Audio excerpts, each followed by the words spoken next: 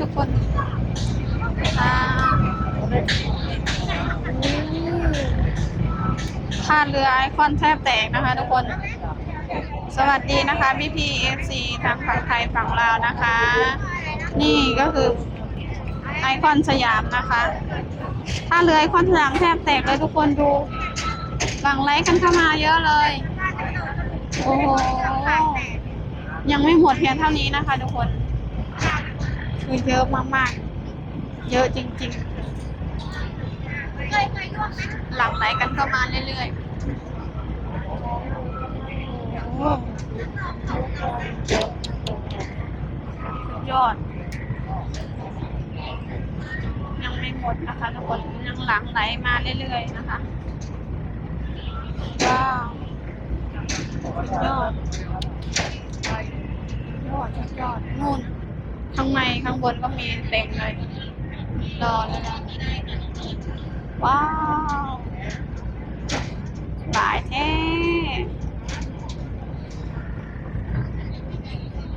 ป๊า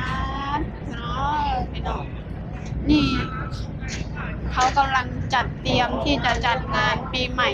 นะคะทุกคนจัดเตรียมงานต้อนรับปีใหม่จัดเตรียมอย่างสวยงามมาก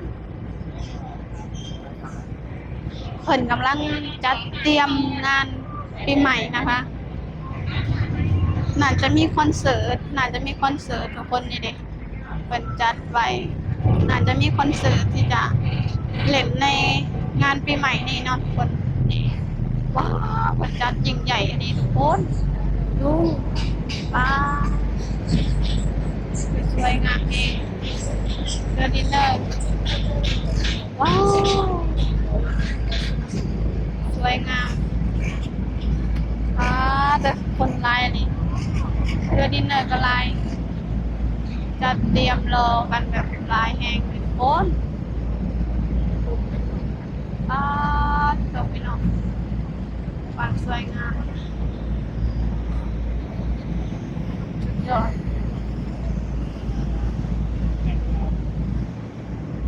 อดมากในเรือก็เต็ม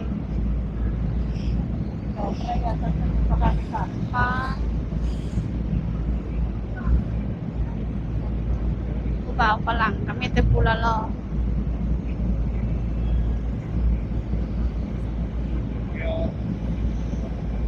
ป้าจอดจัดแบบใหญ่แห้งโอ้สุดยอดโอ้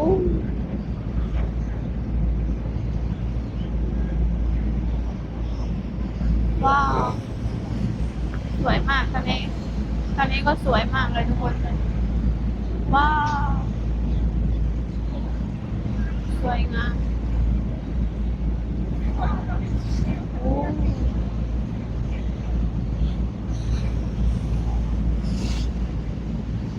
สวยงาม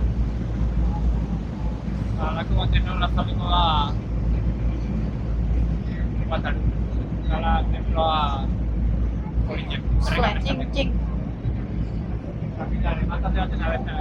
ไปมาก็สะดวกสบายทุกคนขาเรือกับบ่แพงขาเรือกับ40 บาทบ่แพงเลยเนาะทุกคนคือว่าคุ้มค่าที่สุดเลยคุ้มค่าที่สุดขาเรือ40 บาท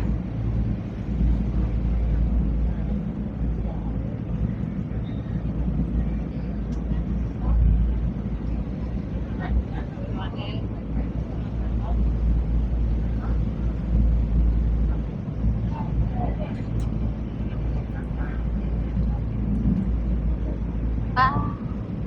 ที่นั่งอยู่นี่ก็มีแต่ชาวต่างชาติที่นั่งอยู่นี่ก็มีแต่ชาวต่างชาติเต็มหมดแนวหาคนไทยแถบเสร็จจะบ่มีเลย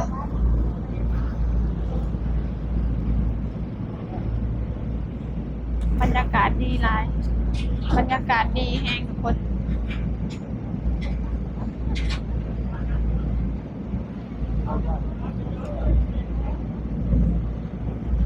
ป้า ล้สิฮอดแล้วทุกคนใกล้สิฮอดสะพานพุทธแล้วใจลมๆใจลมๆใจเย็นๆ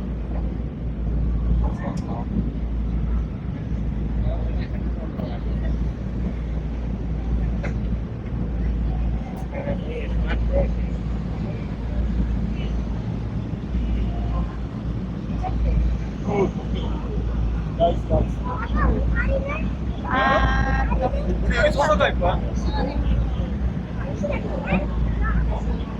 สวยคนแห่งเขาจะเอาขึ้นมาข้างบนกันหมดบ้านเฮานี่มีแต่เรือสำเภาเท่านั้นเลยเรือใหญ่ๆสิบ่มีดอก 맞춰나가면 좋은데? 아 눈에 걸려.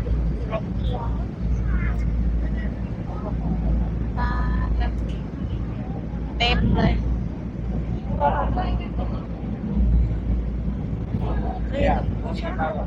어.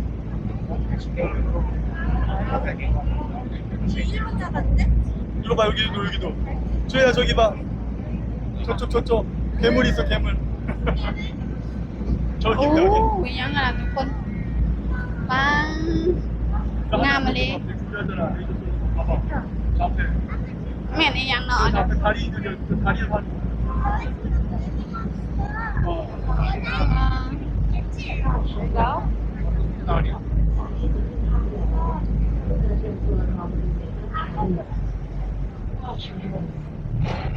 ลาโซ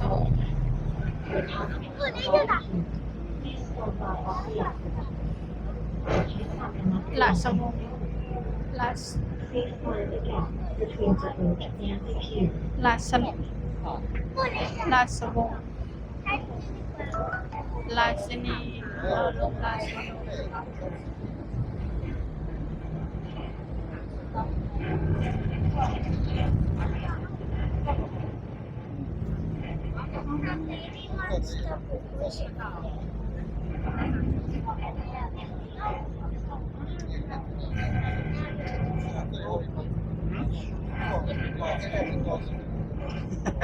지금 아직 어려서 커야 되는. Che come sei ora? 한 2년? 6학년은 넘어야지. 세컨더리 넘어가야 되지 않을까? Setori Watarundolo. Setori Watarundolo. Es que mira, en cuatro Watarundolo. Setori. 엄마랑 같이 갈 ตรงนั้นสิเป็นสะพานพุทธทุกคนรอ 어.